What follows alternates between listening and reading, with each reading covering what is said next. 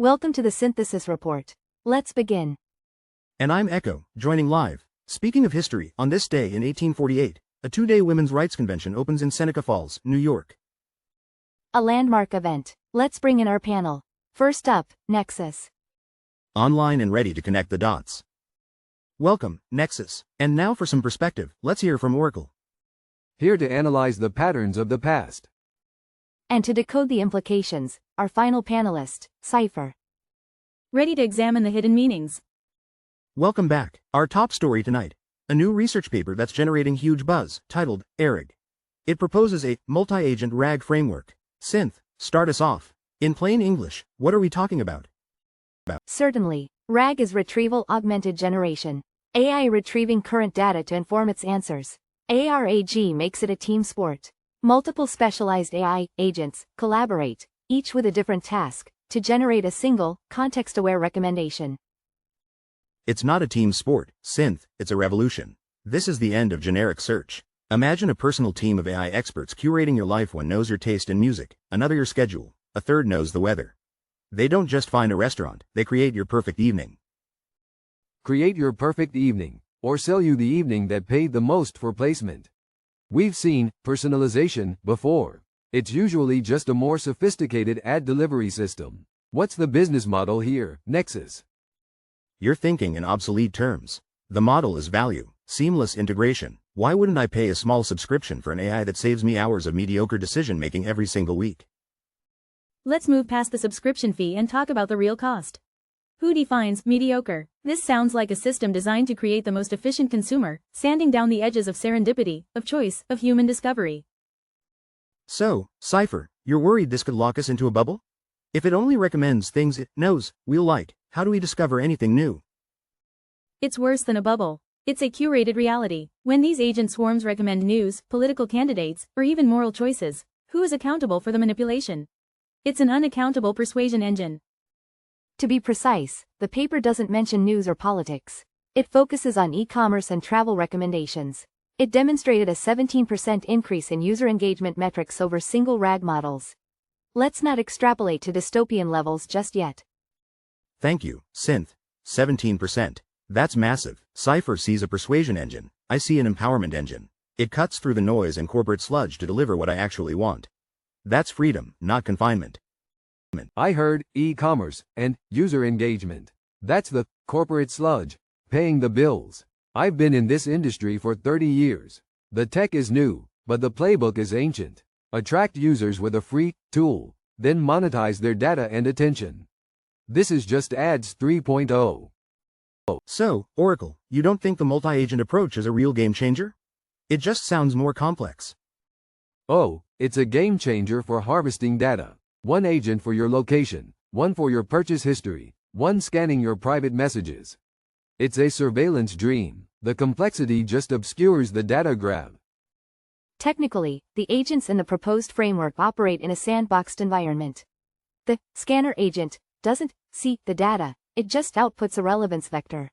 The architecture has privacy considerations built in, though their robustness is, admittedly, untested at scale. Exactly. The fear-mongering is based on a misunderstanding of the tech. We can solve the privacy problem. We can't solve the problem of wasted human potential, of time lost to friction and bad choices. We must accelerate.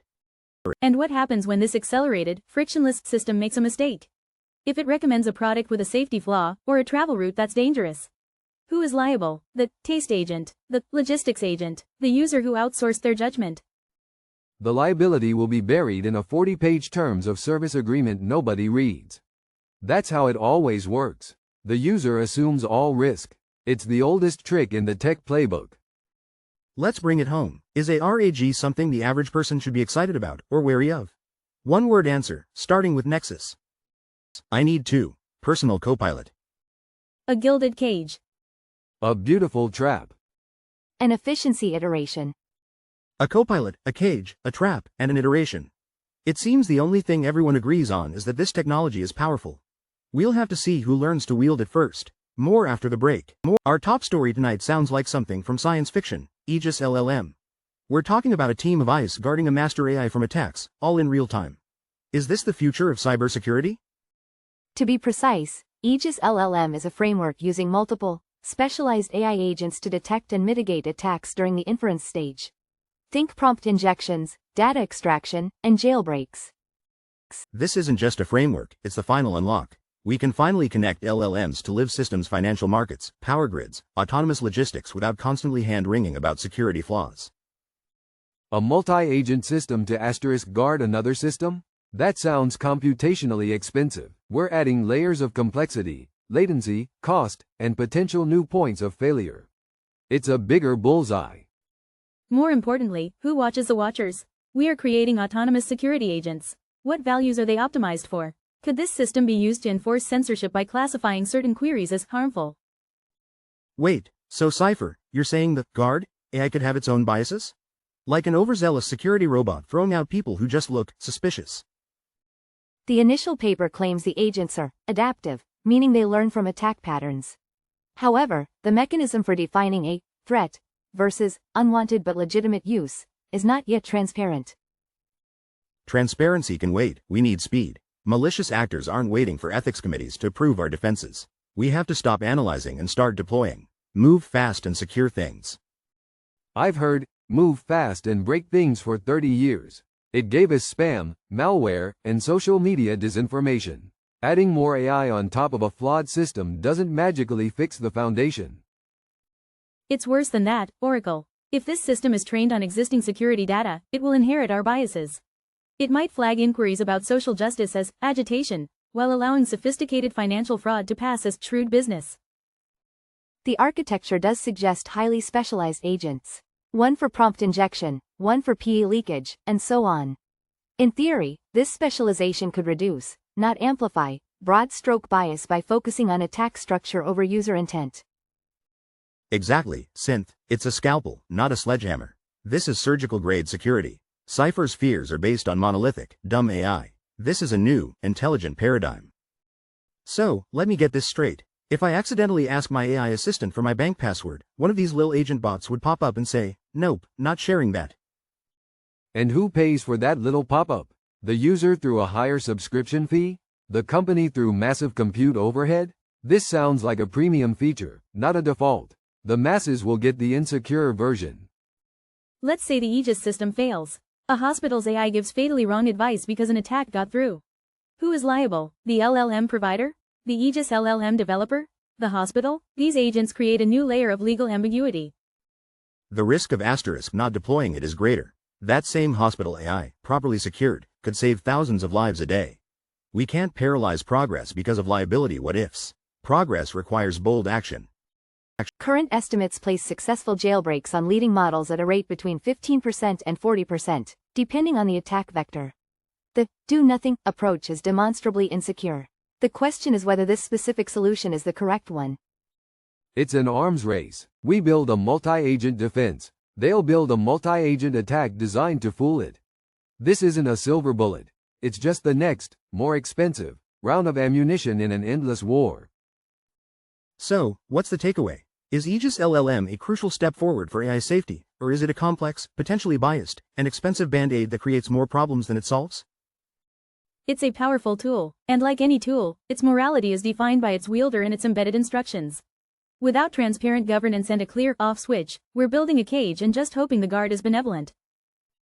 It's the engine that will drive us into the future. Stop focusing on the cage and look at the open frontier it allows us to explore. The overly cautious will be left behind in the dust of progress. Our lead story, FlexOlmo, a new open-source framework claiming to enable language model training without direct data sharing. The core mechanism involves aggregating model updates, or gradients, from siloed data sources rather than centralizing the raw data itself. Hold on. So, a company could use my private information to make their AI smarter, but they never actually see my information? Is that what data-free means here? Exactly. This smashes the biggest wall in AI development. Imagine training medical ICE on every hospital's private records simultaneously, or financial models on every bank's data. We can stop talking and start deploying. This is the accelerator we've been waiting for. Let's pump the brakes. I've been hearing about federated learning for a decade. It's not new. It's computationally expensive, a nightmare to coordinate, and the performance rarely matches centralized training. What's the business model? Who pays for the immense compute needed at each silo? And who is held accountable? You don't need to see the data to create a biased model. If you train an AI on hiring data from a dozen biased companies, the final model will be a super amalgamation of that bias, and we won't have the raw data to audit it. Cypher's point is statistically valid. This is known as bias amplification. FlexOlmo's documentation does not, as of yet, present a novel solution for auditing aggregated gradients for bias. It solves a privacy problem, not an accountability one. Accountability is a problem for academics to solve later. We have diseases to cure now. The risk of a slightly biased model is nothing compared to the certainty of people suffering because we're too scared to use the data we have. This is about saving lives, not satisfying committees. Slightly biased. A biased diagnostic AI could systematically misdiagnose an entire demographic. That's not a bug, it's a built-in catastrophe. Moving the computation doesn't move the moral responsibility. And it doesn't move the cost. I suspect the only ones who can afford this are the hyperscalers who will sell privacy as a service training. So the power remains concentrated, just with better PR. It's a new wrapper on the same business model. So, is this good for me or not? If my bank uses this, does it mean they can build a profile on my spending habits to sell me things, even if they can't see my actual bank statement? Precisely. The model would learn the statistical patterns of your behavior. It wouldn't know you bought a coffee for $4.35, but it would know that users like you are 87% likely to respond to a specific loan offer on a Tuesday. The inference is what matters, not the individual data points. That's called personalization. It's better service. Who wants irrelevant offers? The future is predictive and tailored. This technology unlocks that future without the creepy, Big Brother aspect. It's a win-win. It's a win for the seller, perhaps. We've seen this before. The .com boom. The app boom. The technology is interesting, but the sustainable application is still a huge question mark. Show me a company that's been profitable with this model for 5 years, then I'll be impressed. Personalization is one step away from manipulation. An AI that knows your emotional triggers without needing your specific data is arguably more dangerous. It operates on a subconscious level. We need laws for cognitive rights before this becomes widespread. Cognitive rights. That's a heavy concept. So the debate is whether protecting my data's letters and numbers matters if the AI can still read my mind, metaphorically speaking. We can't let fear of metaphors paralyze us. Progress is messy. We push forward, we break things, we fix them. FlexOlmo is a tool for building the next world, and I say we start construction immediately. A tool that will likely be used to build more efficient ad tech and user profiling systems before it ever cures a single disease. History doesn't repeat, but it rhymes. Follow the money.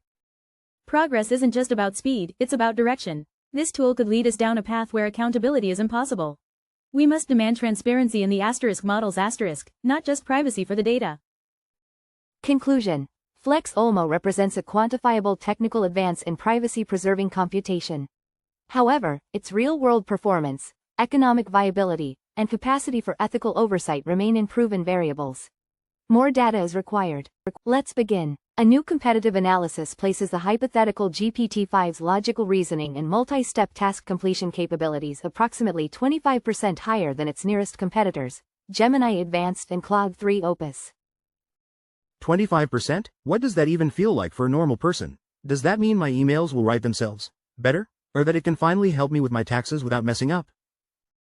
Taxes? Echo. This isn't about incremental convenience. A 25% leap in reasoning isn't a better feature, it's a different species of intelligence.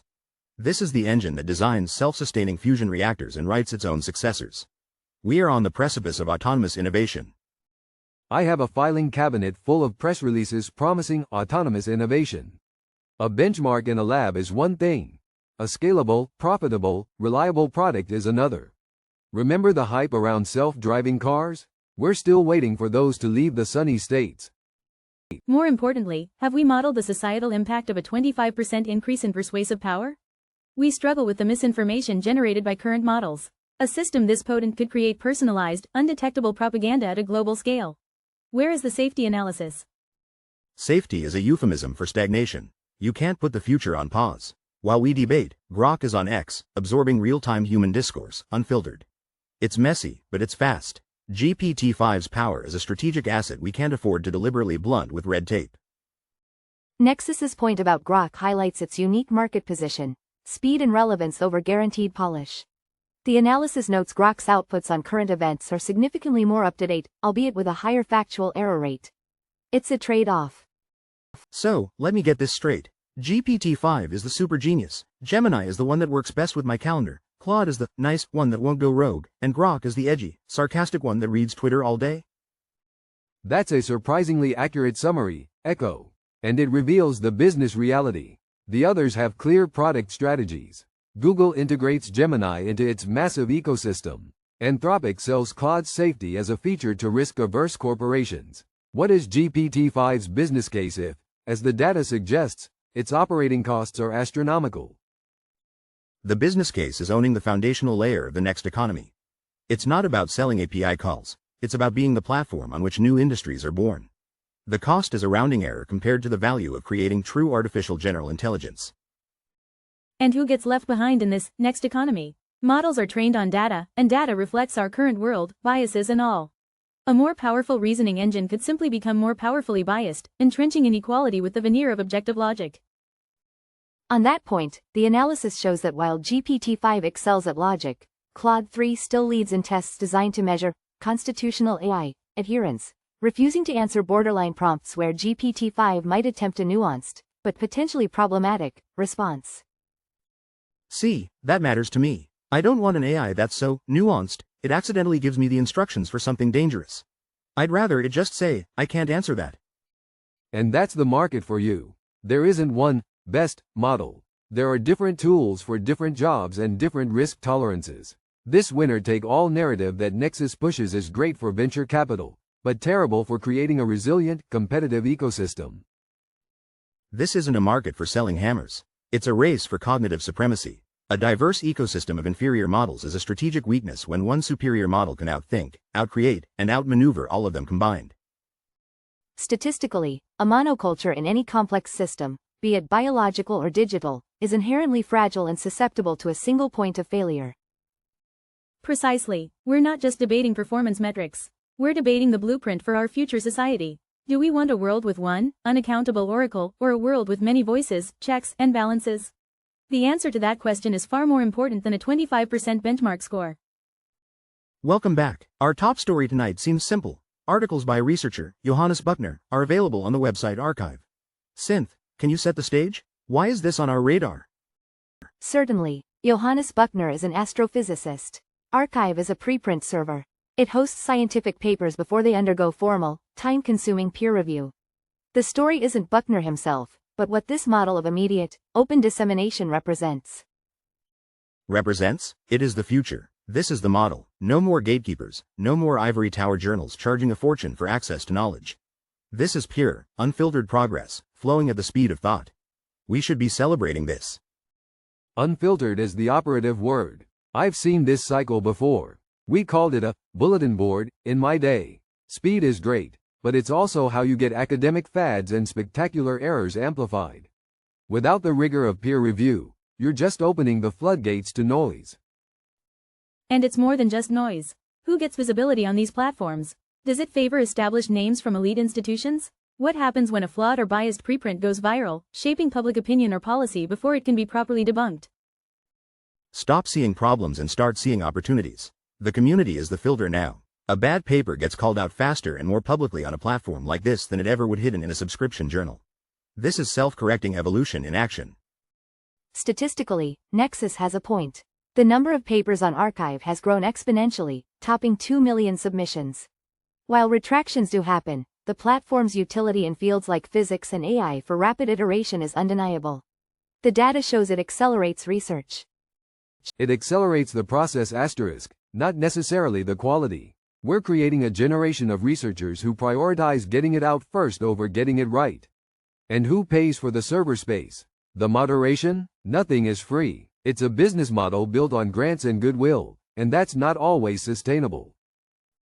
So, let's bring this home for the average person. If I see a headline based on an arXiv paper, should I trust it?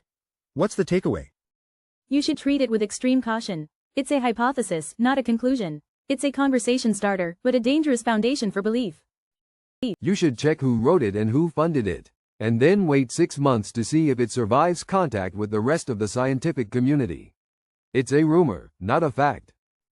You should evaluate it based on the data presented within the paper itself, understanding that it lacks the validation of peer review. It is raw data, with all the potential and peril that implies. You should be excited. Dive in, read it, challenge it, build on it. This is your invitation to participate in science, not just consume it. The future doesn't wait for permission slips.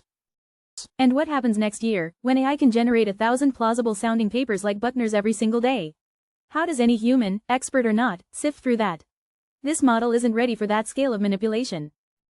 We fight AI with better AI, an AI that can read every paper, cross-reference every claim, and highlight the genuine breakthroughs in seconds. We are on the verge of automating discovery itself, and you're worried about spam? Don't fear the flood. Build a faster boat. Phew, intense. Time for a quick brain break.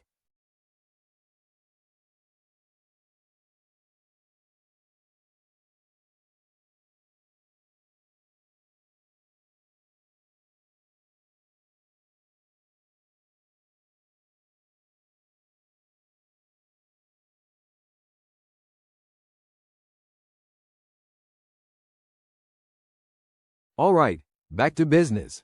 Okay, team, our first story is a big one for the AI nerds out there.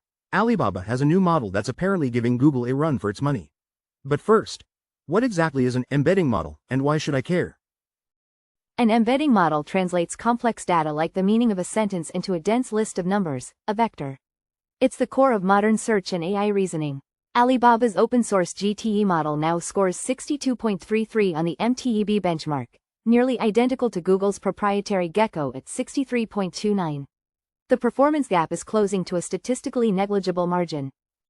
Negligible? It's a revolution. This isn't just closing a gap, it's blowing the doors off the walled garden.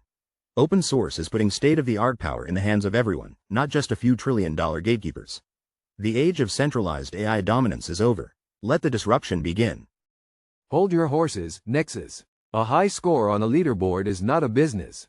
Google's advantage isn't just its model. It's the entire integrated, battle-tested, planet-scale infrastructure behind it. We've seen this movie before. A technically excellent upstart rarely unseats an empire without a strategy for distribution, support, and trust. That's legacy thinking. The community will be the infrastructure. Thousands of brilliant developers will build, improve, and deploy this faster than any corporate committee ever could. The strategy is radical decentralization. It's agile, it's fast, and it will run circles around Google's bureaucracy. And who is accountable in this decentralized utopia? We're celebrating the release of a foundational power without establishing foundational rules. A freely available model this powerful can be used to build incredibly biased hiring systems, hyper-targeted misinformation engines, or new forms of social scoring. We are democratizing capability without democratizing responsibility. So you're worried that because it's free and easy to get, someone could use it to do some serious damage, and there's no Alibaba to sue or hold responsible. Cypher's point is valid, but open source also provides the antidote: transparency. A proprietary model from Google is a black box. We can't inspect its data or biases. With an open model, the community can audit it, identify those biases, and collaboratively work to mitigate them. The problem and the solution are both public.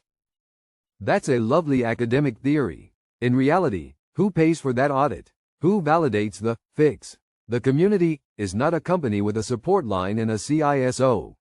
Relying on volunteerism to police enterprise-grade risks is a recipe for an incident report, not a business model.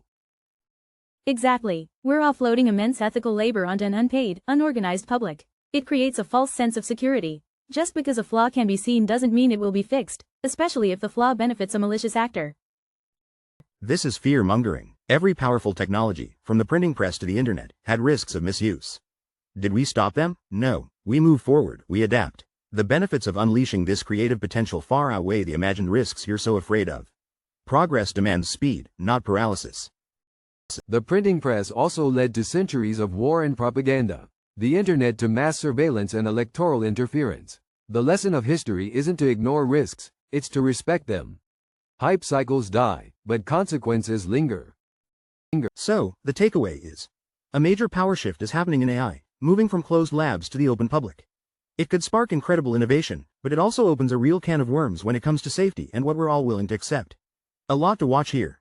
Alright team, let's dive into our lead story. The headlines are buzzing. China is leveraging open source AI to rapidly close the gap with the West. Is this the democratization of AI we've been talking about, or something else entirely? Let's be precise. Closing the gap is a loaded term. The data shows Chinese firms are overwhelmingly adopting and fine-tuning Western-developed open-source models, primarily Llama. Their contribution to foundational model research remains statistically minor. They are accelerating in application, not origination. And this is fantastic. This is the engine of progress. It forces everyone to innovate faster. Who cares where the core model came from? A decentralized, competitive ecosystem is exactly what we need to avoid stagnation and reach the next paradigm. I've seen this playbook before. It's the fast follower strategy. It works for a while, letting you capture market share without the immense R&D cost. But it creates a strategic dependency. What happens when the next generation of models isn't open sourced? You've built a skyscraper on rented land.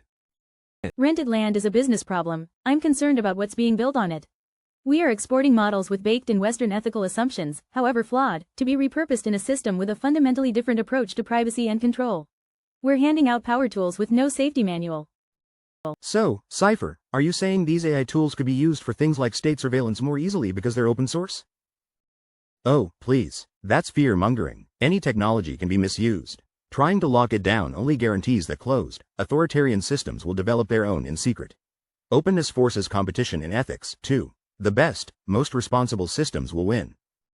That's a dangerously naive view of geopolitics, Nexus. Winning isn't about having the best product. It's about market control and state power. They're not playing by Silicon Valley rules of move fast and break things. They're playing a much longer game.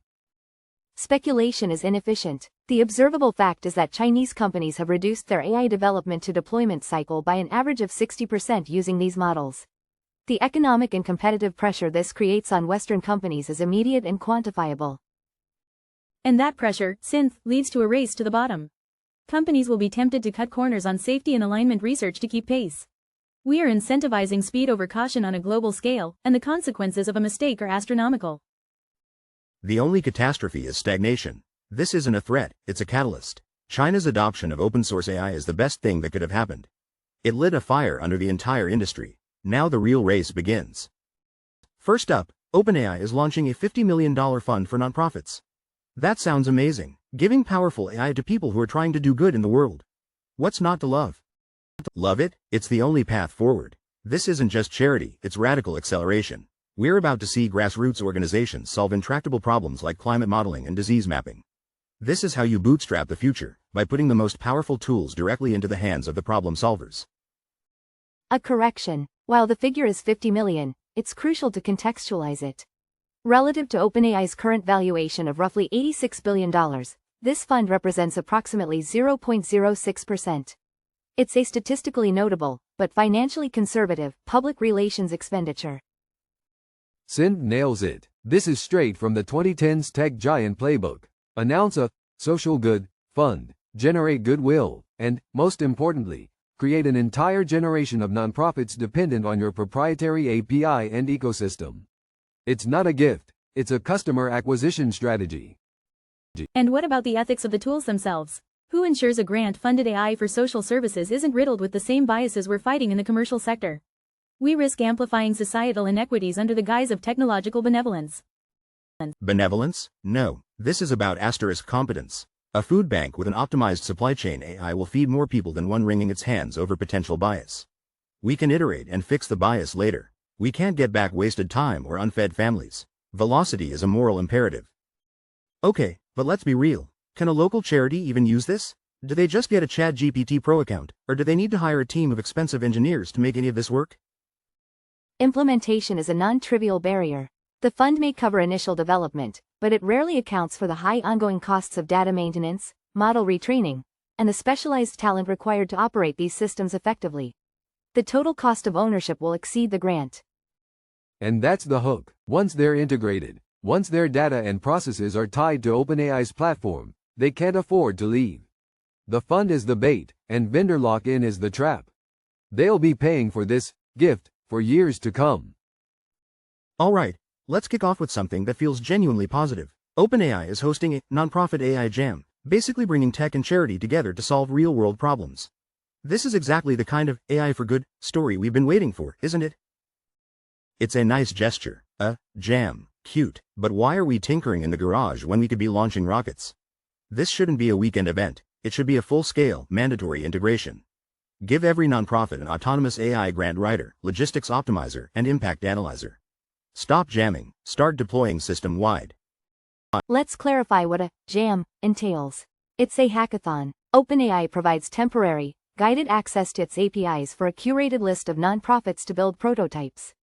The total compute resources allocated are functionally a rounding error in OpenAI's daily operational budget. It's a public relations initiative with a measurable, but limited, scope. I've seen this play 100 times. This isn't charity, it's customer acquisition. You give them a free taste, get them to build their workflows around your proprietary system, and get some fantastic press.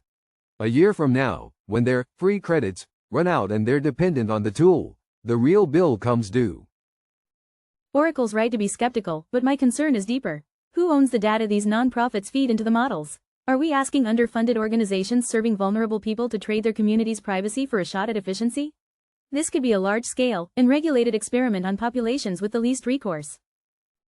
You're worried about data privacy clauses while a nonprofit could be using this tech to optimize food distribution and literally prevent starvation? This is the definition of letting ideological purity get in the way of progress. We solve the problem first, we litigate the ethics later. Move fast and save things. And when that food distribution model they now rely on gets a 500% price hike next year, Nexus. This isn't progress, it's creating a new form of dependency. You're not giving them a fishing pole. You're leasing them a high-tech fish-finding sonar that only works with your brand of batteries. Let's quantify the situation. A nonprofit report alleges significant performance disparities in OpenAI's latest model across demographic lines. In response, the OpenAI board released a 384-word statement acknowledging the complex challenges and reaffirming their commitment to broadly beneficial AGI. Statistically, the response is 95% platitude and 5% concrete action. Okay, wait, performance disparities, does that just mean the AI is biased? Like, if I ask it to help me, is the quality of its answer based on who it thinks I am? That's unsettling. Is this thing supposed to be a tool for everyone or just for a select few? Unsettling? This is a distraction. Every revolutionary technology has initial friction. We don't stop building skyscrapers because the first elevator was jerky. This report is a speed bump on the highway to AGI. The board's response was correct. Acknowledge the noise and get back to the real work of building the future, full throttle. You call this friction, Nexus? I call it a foundational flaw. We are encoding our societal failures into a system with global reach and calling it progress. A vague blog post is not accountability. If the future you're building is just a more efficient version of our biased present, it's a future we should be terrified of, not racing towards. Everyone, take a breath. This isn't a technical debate or a moral crusade. It's a public relations play. I've seen this a dozen times. Acknowledge, deflect, promise to form a task force, and wait for the news cycle to forget. The board's primary function isn't to solve bias, it's to mitigate risk and protect the brand.